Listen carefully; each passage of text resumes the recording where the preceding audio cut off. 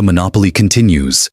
We can say, whatever he brings us, we pay for it and use it.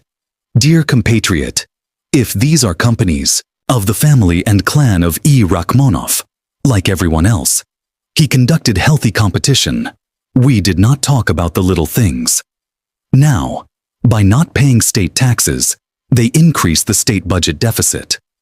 As a result, the tax committee, under any pretext, collects unpaid taxes from the small businesses of the Rockman family, from paying illegal fines to prepayment of taxes and other state duties.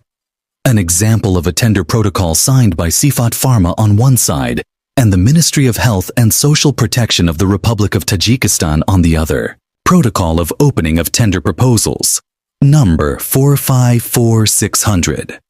This is an example of a tender in which the Ministry of Health and Social Protection of the Republic of Tajikistan purchases 9,000 drugs for the treatment of hepatitis C. As we can see, the price requested by Cfot Pharma is 208.8 thousand sums cheaper than the price of another company.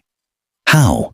About $20,000 cheaper than the other company. I have been in business for many years, and I cannot believe that products that come from almost the same place can differ from each other by 45%.